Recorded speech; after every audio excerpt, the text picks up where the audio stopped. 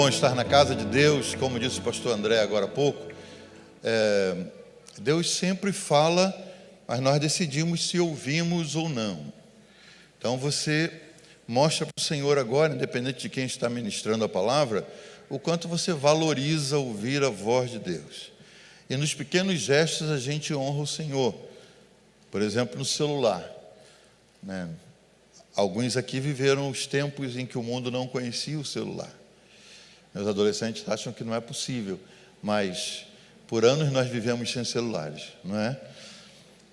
E hoje nós trazemos nossos celulares, que são tão úteis, para todos os lugares onde vamos, incluindo a casa de Deus, e às vezes nos esquecemos de que não há nenhuma voz mais importante do que a voz de Deus na nossa vida.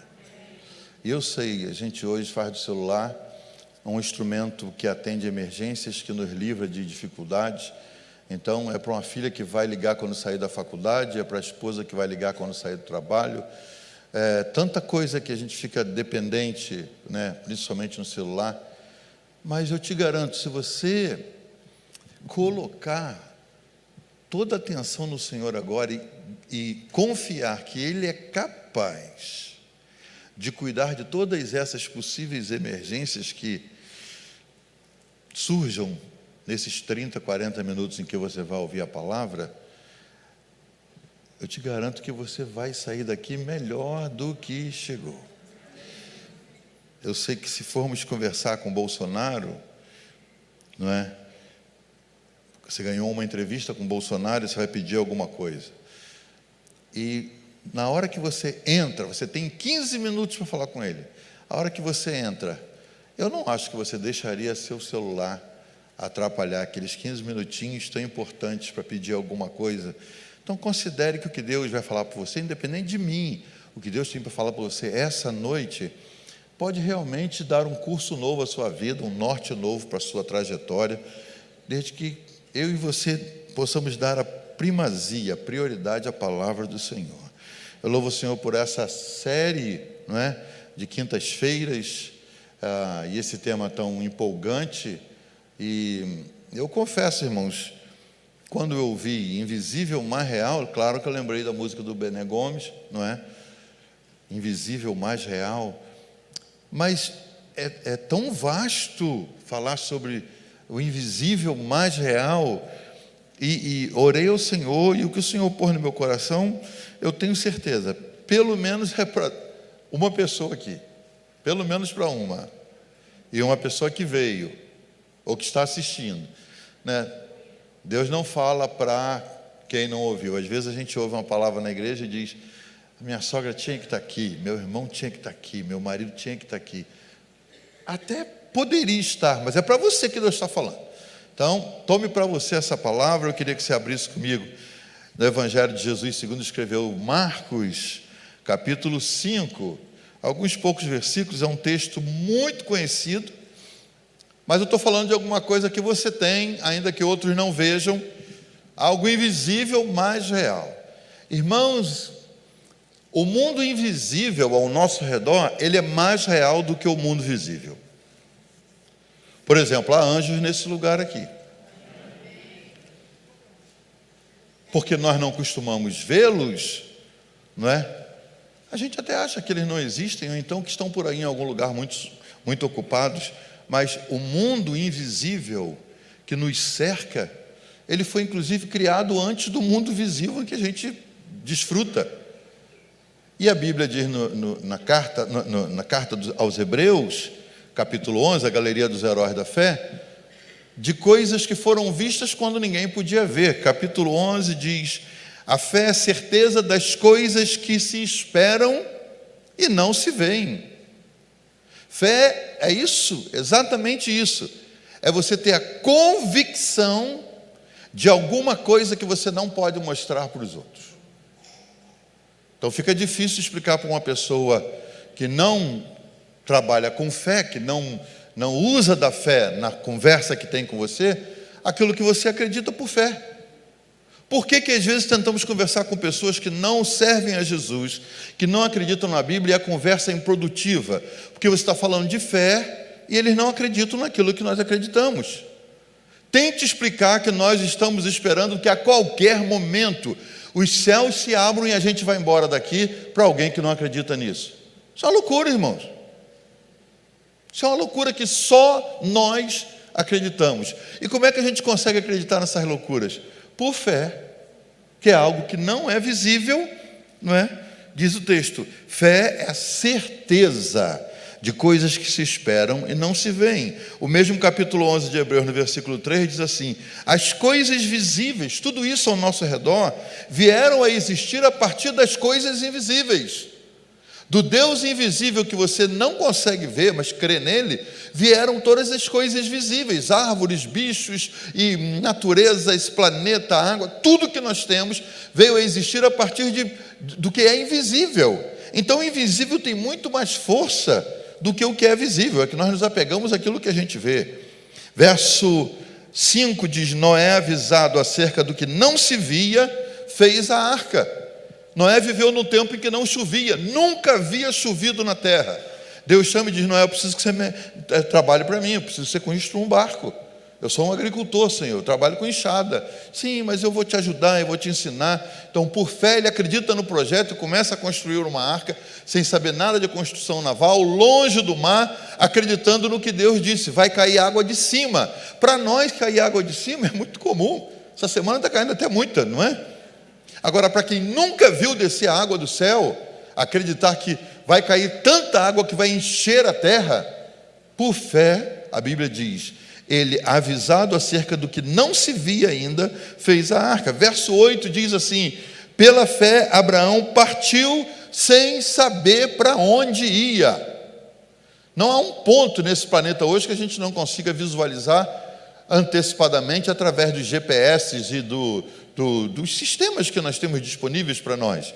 Pois sem nenhum desses aparatos, sem nenhum desses instrumentos, a Bíblia diz que Abraão partiu de onde estava para ir para um lugar que ele nunca viu, nem uma foto sequer, um lugar que ele nem sabia onde era. Como é que ele fez? Ele fez crendo no invisível, na fé que movia o coração dele, que aquele Deus a quem ele estava entregando a sua vida tinha um lugar onde ele iria viver. E hoje Israel é uma realidade porque Abraão creu no que não via e foi para onde ele não conhecia.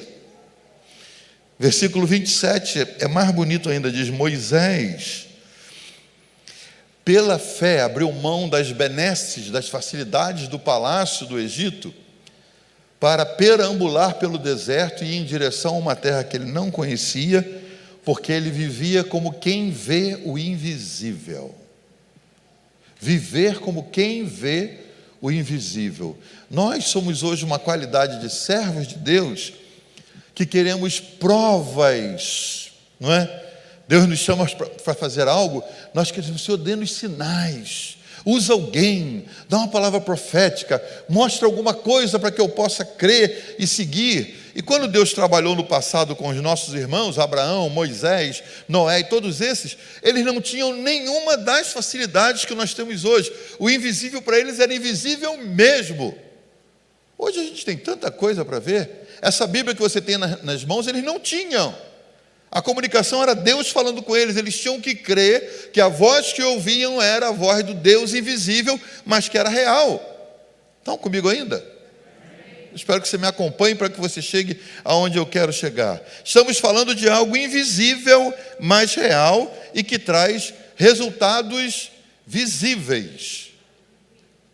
Fé é algo invisível, mas traz resultados visíveis.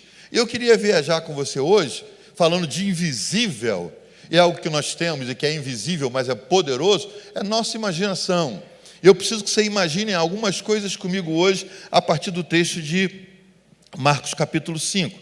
Marcos 5, do 21 ao 29. Eu não sei que versão você tem aí, eu vou ler na que eu tenho aqui, irmãos. Marcos 5 e 21, na minha diz assim, olha, tendo Jesus voltado no barco para o outro lado, ele tinha ido para o lado de lá em Gadara, agora ele está voltando para o lado de Cafarnaum.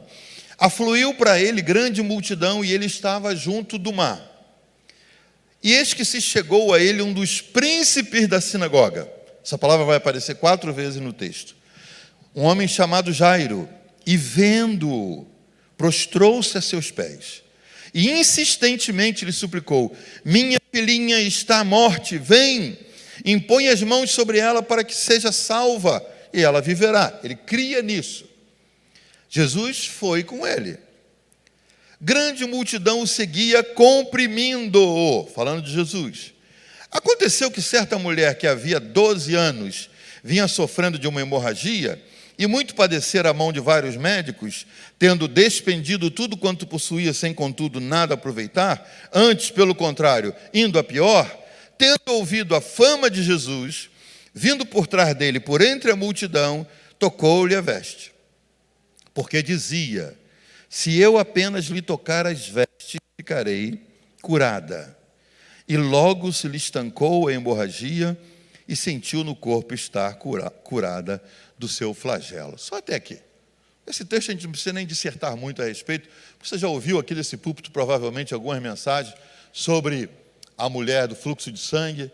E hoje eu quero te situar no texto, porque o texto fala de uma situação há 2000 anos atrás. Hoje, homens vão nas farmácias buscar absorvente para as esposas sem nenhum constrangimento, não é? A esposa não precisa falar: leva essa bolsa. Chega lá, você dá esse bilhete para o balconista e mostra a bolsa para ele, ele vai jogar ali dentro e você traz escondido. E tem que ser uma bolsa que não seja transparente, para que ninguém veja. Vivemos num mundo tão liberal, um mundo tão adiantado, tão moderno, não é? Que os homens ainda chegam e pedem: eu quero com aba, eu quero para noturno, eu quero para não sei o quê. Então, com a maior tranquilidade, para levar para minha esposa e tal. E nem, às vezes nem diz para quem é, mas há 2000 anos atrás, irmãos, isso era completamente diferente. Primeiro, não haviam os absorventes modernos que você tem hoje. Eram pedaços de pano. E quando você lê Isaías, e Deus falando para Isaías que as nossas justiças são como trapos de imundície, traduzindo para o texto de hoje seria: as nossas justiças são como absorventes usados, que não se aproveita para nada absolutamente. Que eram os trapos que as mulheres usavam, pedaços de pano, que o Senhor estava dizendo: Isaías, a justiça de vocês não serve para nada, são como trapos que as mulheres usam e que tem que jogar fora, tem que descartar. Essa mulher do que fala o texto, ela tinha uma situação vergonhosa, e além da vergonha da enfermidade, que ela não podia publicar, ela tinha contra ela os preceitos da lei. A lei dizia, desde que foi decidida lá, registrada em Levítico, que uma mulher no período menstrual ela era considerada imunda. A cadeira que ela sentava, ninguém podia sentar. A cama que ela deitasse, ninguém podia deitar. O prato que ela comia, ninguém podia tocar. A caneca que ela usasse, ninguém podia usar. Nada do que ela tocasse podia ser usado por outra pessoa. Ela não podia sair de casa, ela não podia ir ao mercado, ela não podia ir na rua, ela não podia ir numa festa, ela não podia ir na igreja, não podia nada. Essa era a situação da mulher. Então ela tinha uma situação ruim, mas essa situação era pior do que se imagina, porque não se limitava a uma semana por mês. Essa mulher tinha uma hemorragia ininterrupta. Então ela não perdia um pouco de sangue e depois recuperava no seu próprio processo natural. Não, ela perdia sangue o tempo inteiro. Então ela sabia que ela tinha dias contados. Mas eu queria que você imaginasse comigo, para que a gente pudesse entrar nessa história, que tem personagens diferentes. Eu queria que você imaginasse 12 anos antes desse texto ser escrito. 12 anos antes, imagine comigo. Vamos imaginar que é algo invisível, mas real. 12 anos antes, lá no Hospital Central de Cafarnaum, vai Jairo com sua esposa grávida, que está na hora de ganhar o bebê, e ela vai lá para ganhar o seu bebê. E eles entram no hospital, ela é internada por um tempinho, e nasce uma menina linda, e Jairo e a esposa chegam a hora de deixar o hospital, ir para casa e levar a menina linda que nasceu.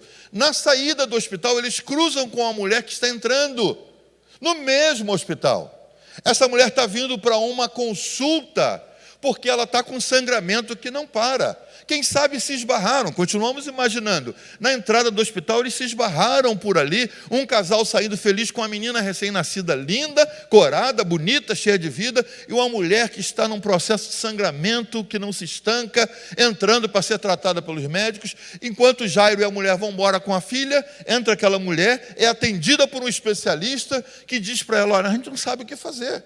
Você pode fazer um tratamento, quem sabe os remédios e tal. E essa mulher sai e volta para a casa dela. E Jairo e a esposa vão para a casa deles com a menina.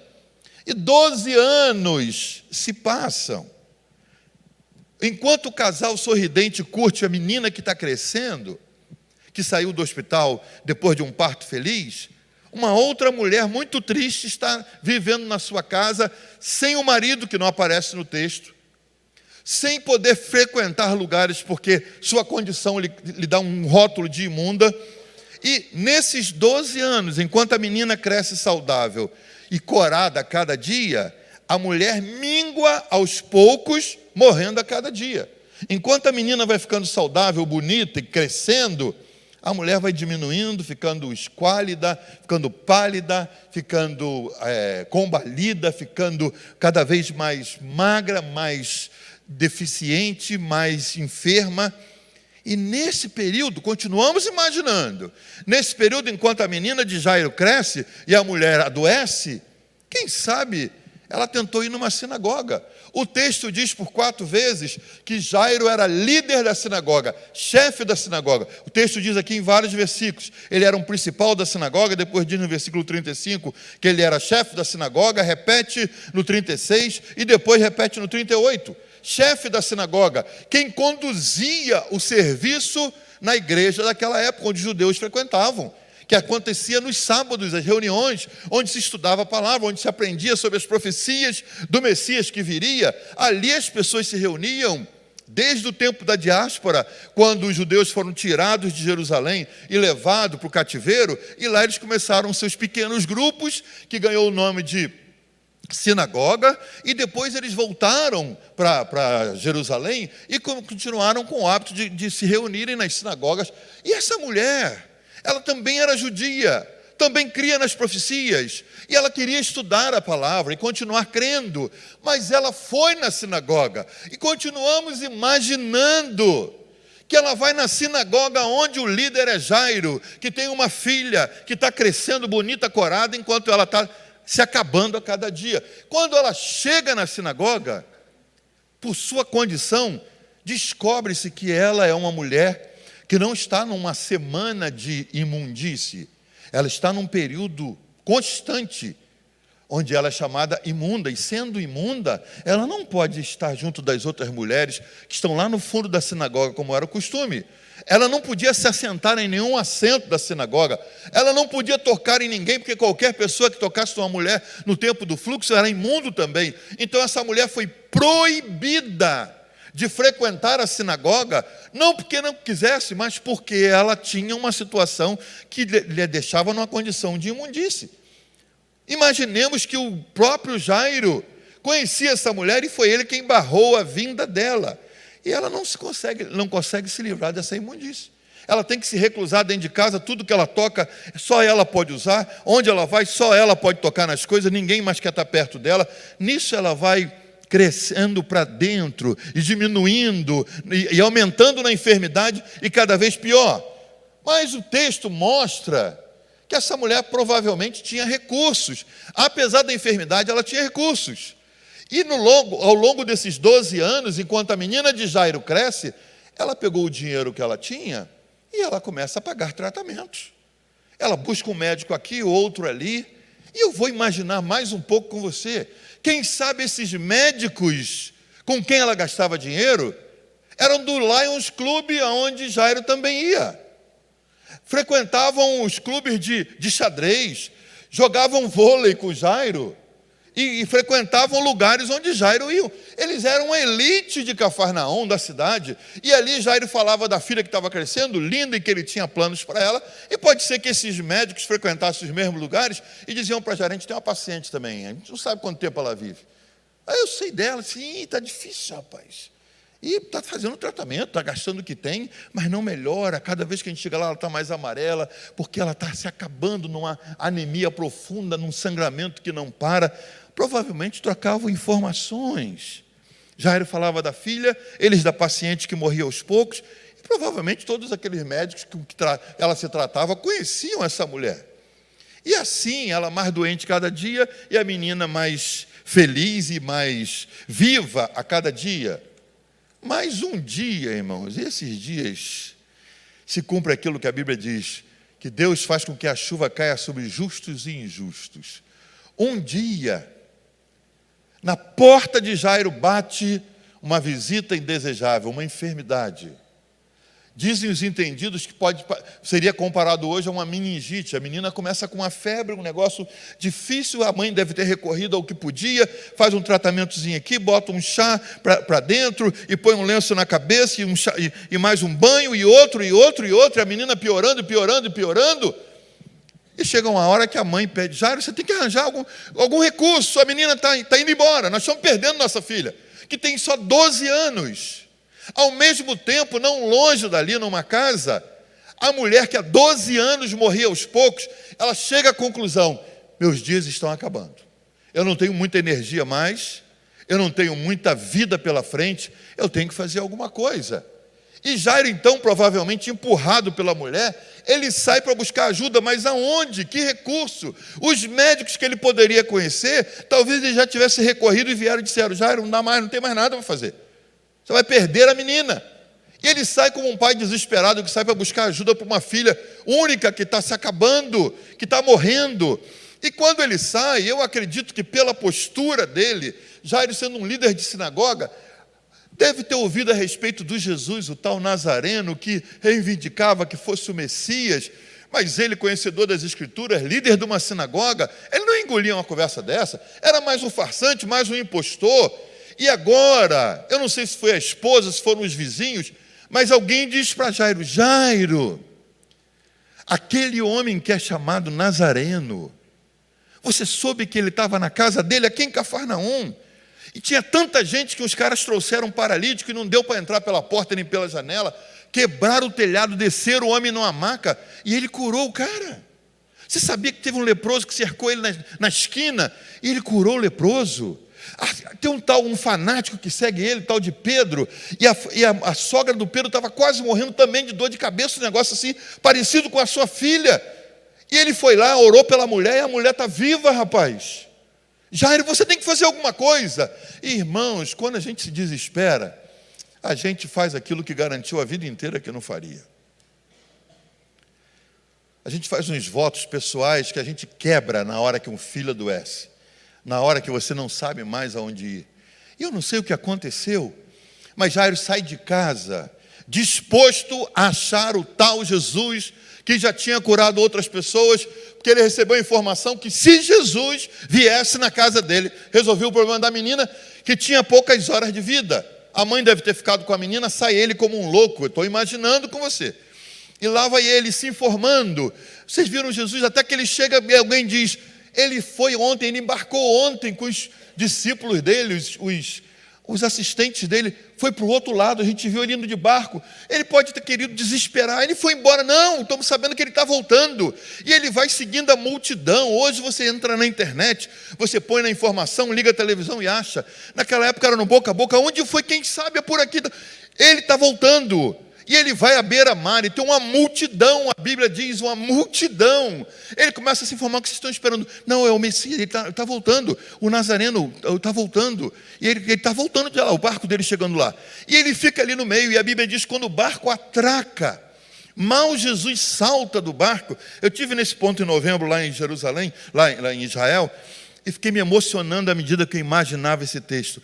Mal Jesus salta do barco, irmãos, tem uma multidão esperando para ouvi-lo, para quem sabe ver um milagre, para ser tocada por ele, para ouvir uma ministração dele. E nessa hora, Jairo perde toda a vergonha, esquece que ele é líder de sinagoga, que ele provavelmente não acreditava que Jesus fosse o Messias. Ele rompe a multidão E ali à beira-mar, ele se ajoelha, ele se prostra diante de Jesus, e ele faz o apelo de um pai desesperado, esquecendo sua religião, sua cultura, tudo que ele sabia. Ele diz: Senhor, o texto diz que ele pede para Jesus que vá em minha casa. Minha filhinha, diz ele, minha filhinha está à morte.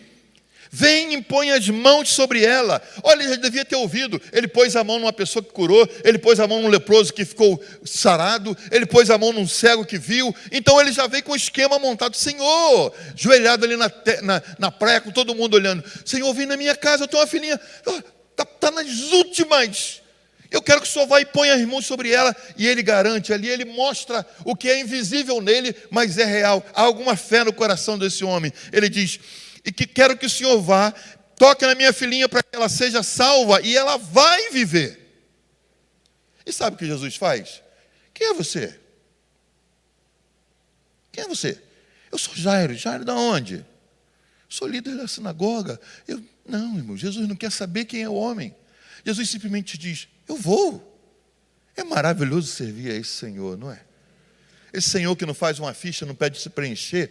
Eu fico imaginando, irmãos, se a gente vivesse com um Deus que quando você ligasse para o céu, diz: alô, aqui é do céu. Diz que 1, se é para falar com Deus. Diz que 2, se é para falar com Jesus. Diz que 3, se é com o Espírito Santo. Aí você clica: é com Deus. Aí você aperta e diz: é com Deus Todo-Poderoso? Ou o que você quer com Ele é um problema pessoal? Aperte o 2. Se é um problema de família, aperte o 3. Se é um problema de enfermidade, aperte o 4. Aí você é de família, aperte o 2. É para a esposa, aperte o 1. Você ia morrer antes de receber. Quando ele chega e diz: Senhor, minha filha está mal, está nas últimas. Eu imagino o desespero no olhar daquele homem, que não queria saber dos títulos, da condição. Ele quer saber de uma filha que ele não sabe nem se está viva ainda, que não tinha um celular para ligar para casa e saber, está viva ainda? Ele está ali no desespero, eu tenho que voltar para casa com esse homem. Senhor, vai na minha casa, toca na minha filha, e ela vai viver. Jesus diz: eu vou. Com aquele rosto que a gente vai ver qualquer hora dessa no céu. O Senhor diz: eu vou. E esse homem se anima. Eu imagino que ele ficou, né? Vamos, Senhor, vamos, Senhor, vamos por aqui. Porque você, quando está desesperado, você não vai dizer: Senhor, vamos devagar, não tem pressa. Não, ele estava desesperado. E o Senhor vai indo para a casa dele, quem sabe num passo mais rápido. E aí os discípulos ao redor, aquele esquadrão de segurança, e a multidão toda que estava à beira-mar. E agora diz: para onde ele vai, nós vamos também. É um novo milagre acontecendo por aí. E o Senhor está indo. Só que nessa mesma hora, Jesus, indo para a casa de Jairo, Jesus passa numa rua aonde morava aquela mulher que há 12 anos vem morrendo aos muitos, nem aos poucos, vem morrendo aos muitos. E quando o Senhor passa por ali, ela também tem no coração algo invisível, mas real. Ela diz: eu estou nas últimas, mas eu ouvi falar desse Nazareno. E eu creio que eu não preciso me identificar nem chegar perto dele. Se eu conseguir tocar na bainha da roupa dele, eu recebo a cura. E com isso no coração, diz que ela pôs isso no coração. Ela não quis saber de Levítico, ela não quis saber da lei, dos mandamentos que impediam que ela tocasse nas pessoas, que ela saísse em público. Ela sai de dentro de casa, sai do mausoléu de enfermidade, e ela vai na direção da multidão. Se souberem quem é ela, que a condição que ela tem, ela vai ser separada, proibida, presa. Ela não quer saber disso. Ela diz: estou morrendo mesmo.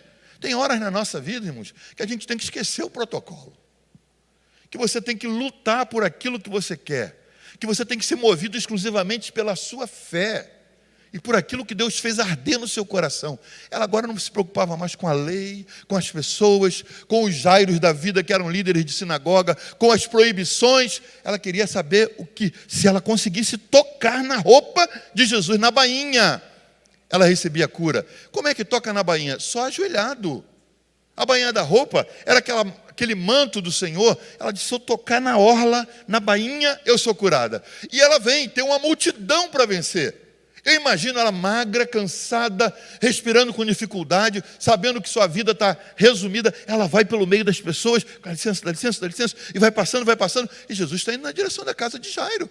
E Jairo na frente tentando: vamos, Senhor, vamos, porque a menina está mal, está muito mal quando eu saí de casa. Eu já estou procurando o Senhor um tempão, vamos, Senhor, eu estou indo. Essa mulher vem pelo meio da multidão. Ela tem que aumentar o passo, para poder entrar pelo meio da multidão e ir na direção de Jesus. Perto de Jesus tem um esquadrão de segurança, tem os 12 discípulos que não querem que Jesus toque ninguém, muito menos uma mulher, menos ainda uma mulher imunda. Eles estão ali para proteger o Senhor. Essa mulher vem, se não dá para ir pela frente, se não dá para ir pelos lados, eu vou por baixo. E aí ela se agacha no meio da multidão e entre as pernas das pessoas, ela vai passando, ela só olha uma coisa, a bainha da roupa dele. E ela vai chegando mais perto, e devem ter pisado nela, e ela vai se agarrando e se arrastando, até que ela chega num ponto de alcançar a bainha da roupa do Senhor. Jesus não está sabendo de nada, irmãos. O Deus homem que ele era, 100% homem, 100% Deus, ele não estava sabendo que uma mulher estava naquela agonia de últimos momentos tentando tocar nele. Ele está indo para uma missão, salvar uma menina de 12 anos. E ali tem uma mulher que há 12 anos está morrendo.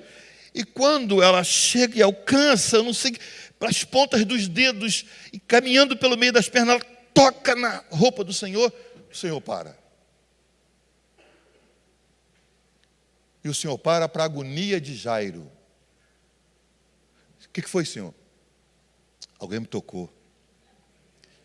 Ô, irmão, às vezes a postura de Jesus não te incomoda. O Senhor fala assim, Jairo, Senhor, alguém me tocou.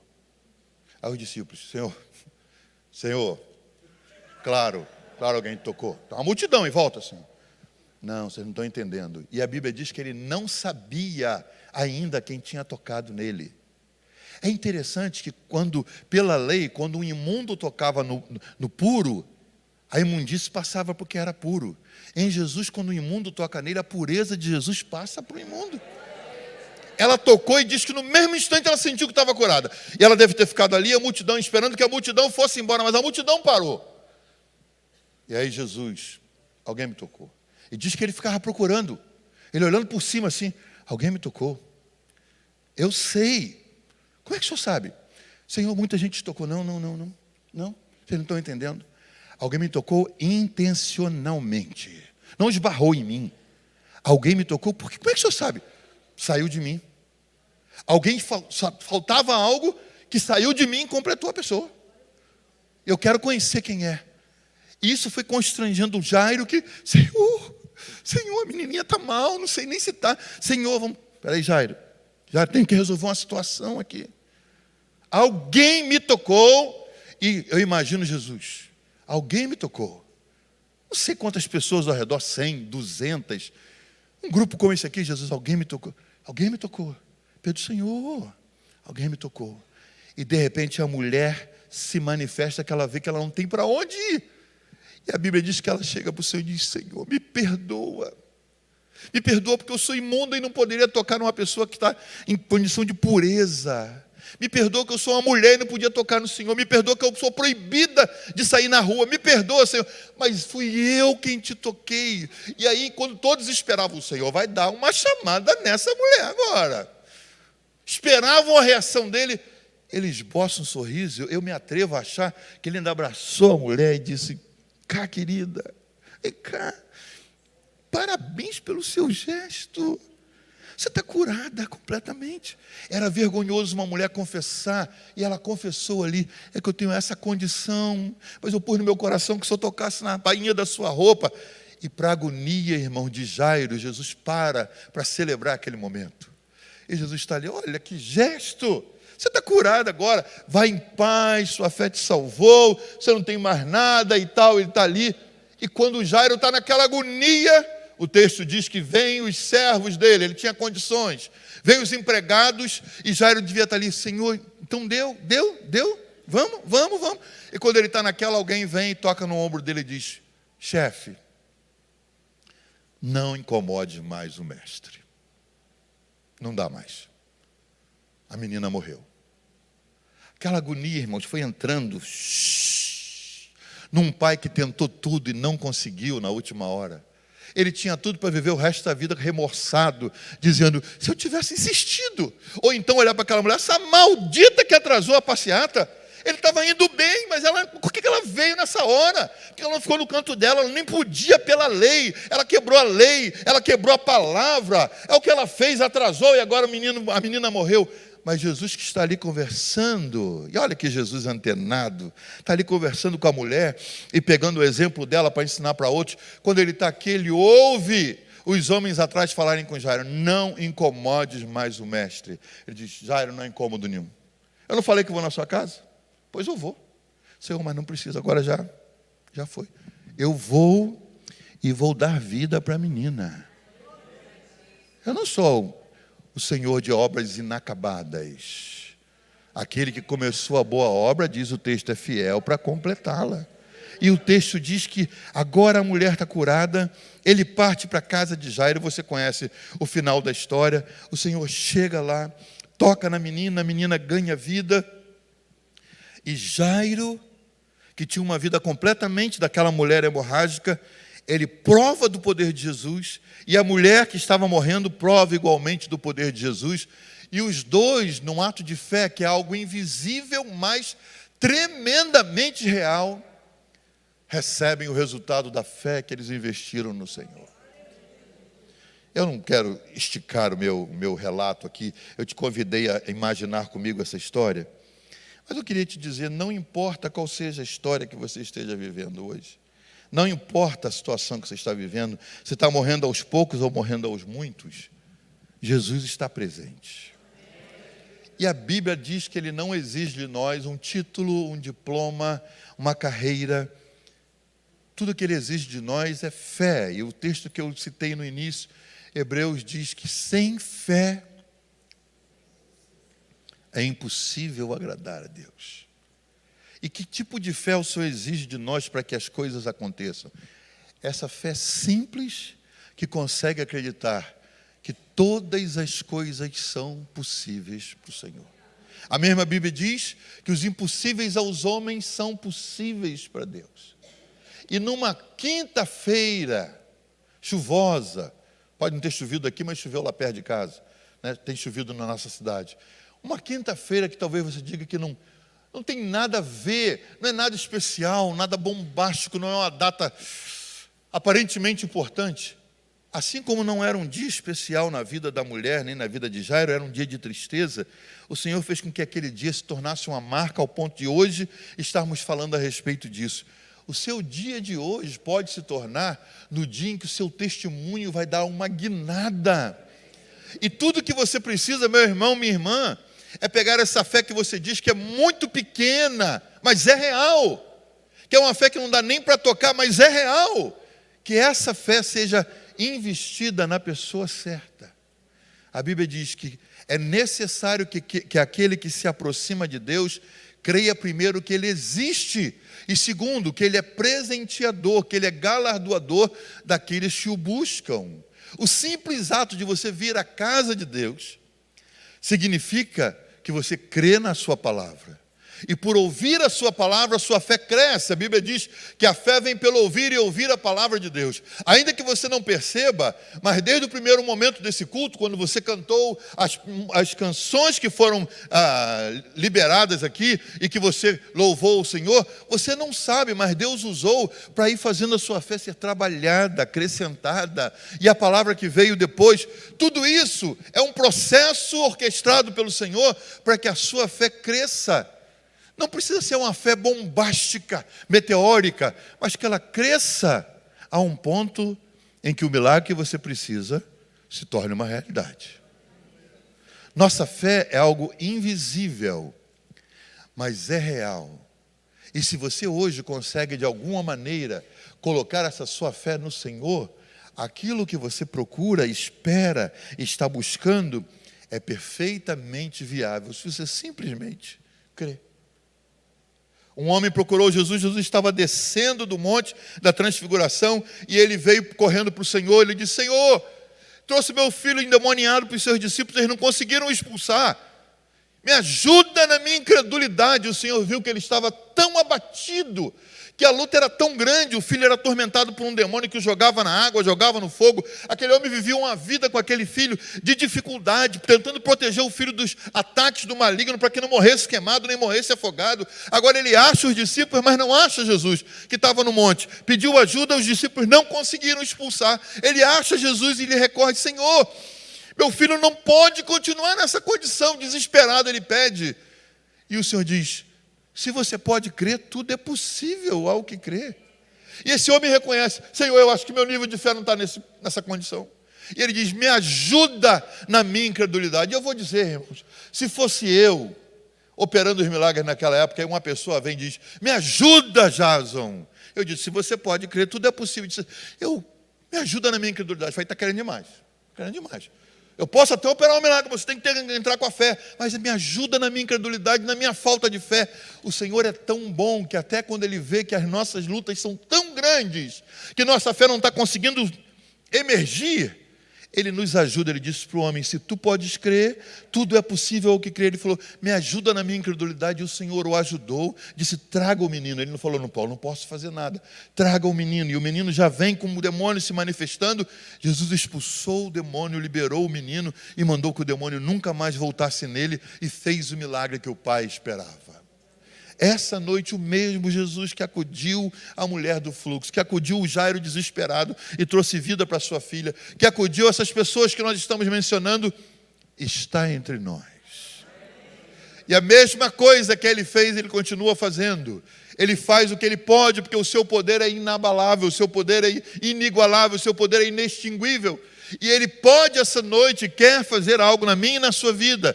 Tudo que Ele espera é que você pegue a fé do tamanho que ela está e diga: Senhor, está aqui a minha fé. É tão pequena que eu não sei nem, Ele vai dizer, é do tamanho do grãozinho de mostarda, que é um negócio assim que se cair no chão você não acha mais. E se você disser, é mais ou menos isso, então serve. Porque se tiveres fé do tamanho de um grão de mostarda, você vai dizer para essa montanha que está no seu caminho: montanha, vaza daqui. E ela vai achar um mar para mergulhar, porque você vai seguir adiante. Eu queria que com essa fé que você tem, que foi acrescentada à medida que você ouve a palavra, que você ficasse de pé essa noite. Eu não sei o que você está passando, o que você está precisando, mas eu creio que Deus tem algumas surpresas para nós essa noite. Quem sabe domingo você vai chegar para alguém que não está aqui hoje, e você vai chegar tão mais alegre, tão mais festivo, tão mais sorridente, que ele vai perguntar: o que houve? Você não sabe. De quinta-feira para cá, o Senhor aprontou na minha vida. Você não sabe o que Ele fez. Nosso Deus é poderoso para fazer infinitamente mais do que pedimos ou pensamos. Se você consegue pensar, é mais. Se você consegue imaginar, é mais. Paulo, escrevendo aos Coríntios, diz assim: aquilo que não desceu ao coração do homem, que o ouvido não ouviu, o olho não viu, é isso que Ele reservou para nós. Algo que você não consegue imaginar, é isso que Ele reservou para a sua vida. E essa noite, tudo que Ele quer é que você pegue essa fé do tamanho que for e diga: Senhor, estou lançando diante de Ti.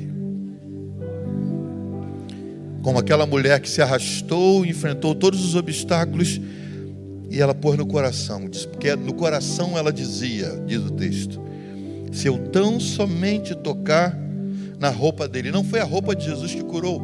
Por isso que ele fez questão de dizer: saiu virtude de mim, não da minha roupa. E essa noite, quem sabe você tem que mudar o seu foco. Você está pensando: se eu tivesse um lenço, travesseiro, a meia, ou alguma coisa do pastor, do bispo, do apóstolo, de quem quer que seja. Jesus disse: de mim, não da minha roupa, saiu virtude. E eu quero te avisar que essa noite ainda há virtude em Jesus disponível para a sua vida. Que você precisa por fé é tocar nele. Se você precisa de um milagre para a sua vida hoje, o primeiro milagre que você precisa, se você não tem ainda, é o milagre da salvação da sua alma, que você não consegue comprar. Se você entrou nesse lugar hoje, você ainda não deu sua vida para esse Jesus, ainda não o reconheceu como Senhor, suficiente Senhor e Salvador seu, essa noite esse milagre está disponível, basta que você creia nele. Não precisa nem que você entenda, basta que você creia e diga: eu creio que Ele é o Filho de Deus, que morreu em meu lugar, eu quero dar minha vida para Ele, para que Ele perdoe os meus pecados, e Ele viva em mim e seja Senhor da minha vida. Se você veio a esse lugar hoje e não tomou essa decisão ainda, você tem a liberdade de fazê-lo agora. Basta que você levante a sua mão e diga: eu quero esse Jesus, eu quero dar minha vida para Ele. E nós vamos festejar aqui embaixo, e vai haver outra festa lá em cima, se você der a sua vida para Jesus. Alguém que essa noite ainda não deu a vida para Jesus e essa noite quer fazê-lo? Você tem a chance. E a responsabilidade sai dos meus ombros e vai para a sua, para que você não possa dizer depois que você nunca teve a chance, nunca te apresentaram Jesus. A fé no seu coração é suficiente para entregar a sua vida para Ele. E enquanto você decide, você que está aqui hoje, que precisa de um milagre de fé na sua vida, e quem está te falando é alguém que acredita em milagres. Eu sempre digo onde eu passo: meu pai morreu dentro de um hospital em São Gonçalo. O médico veio, fez o atestado de óbito e deu à minha mãe. Minha mãe ligou para o pastor da igreja que eu pastoreei lá em São Gonçalo. Eu já não estava mais lá, estava nos Estados Unidos, e disse: Valdizinho morreu. O pastor pegou a igreja, convocou e disse: irmãos, vamos para fora do hospital. Eles vieram e começaram a orar no quarteirão inteiro em volta do hospital. Já estava morto de atestado de óbito. Meu pai deu um espirro, acordou. Minha mãe falou: o que houve? Ele falou: estou aonde? Você está no hospital. Ele fechou os olhos e morreu de novo, irmão. Meu pai morreu 2 vezes. Minha mãe ligou, foi lá fora, não tinha os telefones de hoje, foi no orelhão e ligou e disse: ele deu uma respirada, abriu os olhos, mas morreu de novo. Então vamos continuar cercando. E oraram, e oraram, e oraram. E meu pai voltou. O atestado de óbito teve que ser invalidado. E ainda viveu muitos anos servindo ao Senhor.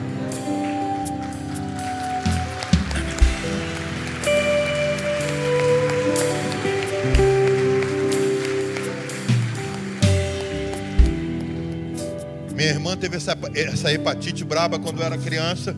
O médico falou: mãe, leva para casa para morrer, que aqui a gente não pode fazer mais nada. Ela trouxe minha irmã para casa, mas disse: entre morrer em casa é melhor morrer na igreja. Pôs nos braços, levou para a igreja. Estava acontecendo uma reunião. Ela sentou lá com a menina. Alguém disse: vamos orar por ela. Oraram. Minha irmã ainda está viva e dirige o departamento de uma igreja até hoje, servindo ao Senhor. Meu irmão teve um tumor na hipófise que lhe impedia de crescer. Decidiu operar, foi para a cirurgia, abriram a cabeça daqui a aqui, 36 pontos, cerraram o crânio, abriram, espaçaram o cérebro dele, tiraram o tumor. E o médico falou: nunca mais fala, nunca mais vai ter vida, vai ser um vegetal. Minha mãe falou: eu quero vegetal para levar para casa. Está casado, é pastor na Califórnia, serve ao Senhor, não tem nenhuma sequela, tem mais cabelo que eu. Eu sou de uma família que acredita em milagres. E se você consegue crer que Deus tem um milagre para a sua vida essa noite, se você crê que Deus ressuscitou meu pai, o seu milagre não é tão grande assim. Você não precisa de tanta coisa. Eu queria orar por você nesse instante. Você que precisa de um milagre, eu queria orar por você. Você pode no seu lugar colocar a mão no seu coração. Ou se você diz: não, eu preciso que alguém toque em mim. Os pastores que estão aqui podem te ajudar a liberar essa fé diante do Senhor. Se você quer vir à frente e dizer: eu preciso de uma oração com posição de mãos, vem à frente. Nós temos 3 minutos para concluirmos essa oração. Não há nada que Deus não possa fazer. Eu não vou nem te dizer o que eu já vi Deus fazer, porque eu acho que é suficiente o que você ouviu. Nosso Deus é poderoso para fazer infinitamente mais. Falta um emprego? Enquanto você está aqui, tem um telefonema sendo mandado para o seu celular, e daqui a pouco você chega no final do culto e descobre: estavam te chamando para trabalhar amanhã ainda. A casa está ruindo, a família está destroçada. Deus restaura. O marido se tornou alguém que não ouve mais ninguém, que não abre o coração, que não responde a nada. A Bíblia diz em Provérbios 21:1: o coração do homem é como um rio nas mãos do Senhor. Para onde quiser o Senhor o desvia. Ele pode desviar o coração do seu marido para você hoje, e ele se tornar um marido mais devotado, mais amoroso, que você nunca viu, e a sua situação mudar completamente. É um filho rebelde, é uma filha que você nem sabe onde anda. Deus pode estar mudando agora, e você domingo está aqui com a família inteira para festejar na presença do Senhor. Bate sua cabeça, nós queremos orar juntos. Senhor, ó Senhor, Nós estamos te louvando desde o início desse culto. Nós cantamos que o nosso Deus é abundante no que faz. Nosso Deus, nós cantamos, não vai deixar na minha vida nada me faltar. É nesse Senhor que nós cremos, é nesse Senhor que nós pregamos, é nesse Senhor que estamos depositando a nossa fé. E nessa hora, Senhor, há muitas oportunidades aqui para que o Senhor manifeste teu poder. Senhor, milagres de cura na área da enfermidade, Senhor. Milagres na área da provisão. Gente que não tem, Senhor, dentro do armário o que comer amanhã. Gente que não tem a provisão para pagar a conta que está ameaçada de corte, Senhor. Gente que tem que colocar um filho na escola e não tem condições de pagar a matrícula. Mães que precisam de um tênis novo para o filho ir para a escola, Senhor. Milagres que parecem tão pequenos para uns, mas são tão grandes para outros.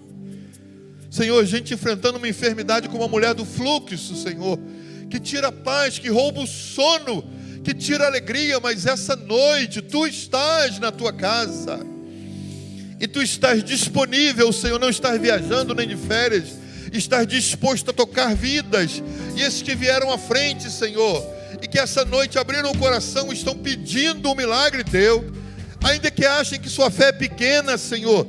Estamos lançando diante de Ti nossa fé, crendo que o Senhor é poderoso para fazer muito mais do que pedimos ou pensamos. E na autoridade que Tua palavra nos dá, nós repreendemos agora toda enfermidade em nome de Jesus. Do alto da cabeça à planta dos pés, não importa se está nos ossos, nos nervos, nos dentes, nos olhos, não importa se está nas unhas, nos cabelos, nós declaramos toda enfermidade deixando esses corpos agora em nome de Jesus. Em nome de Jesus. Não importa se é uma enfermidade que vem pelo legado da família, não importa se é diabetes, não importa.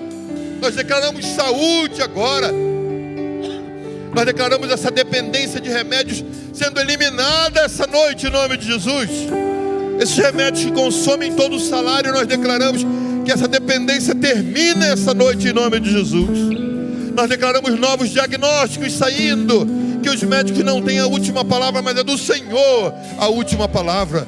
Ó Senhor, a fé dos Teus filhos está sendo lançada nas Tuas mãos. Assim como curaste a mulher do fluxo e a filha de Jairo e tantas outras pessoas, faz dessa noite um memorial onde o Teu poder seja registrado nessas vidas, para a glória do Teu nome, Senhor. E que esses milagres, Senhor, possam atrair muitos outros a Ti e acrescentar a fé de tantos outros, provando que o Senhor é Deus, o Senhor reina, e não há nada impossível a Ti, Senhor, nada é impossível para Ti. Senhor, aqueles que precisam de uma porta que se abra, nós declaramos a Tua palavra que diz: eis que diante de Ti pus uma porta aberta, e ninguém a pode fechar. Portas abertas nós declaramos, Senhor, provisão liberada, chuva sobre a horta que estava minguando, Senhor, em nome de Jesus. Paz no lar, harmonia entre os cônjuges, entendimento entre os familiares. Nós declaramos milagres acontecendo essa noite, em nome de Jesus, em nome de Jesus, em nome de Jesus. Se você crê, una as suas mãos e dê um longo e belo aplauso ao Senhor essa noite. Abra sua boca e glorifique ao Senhor pelo milagre.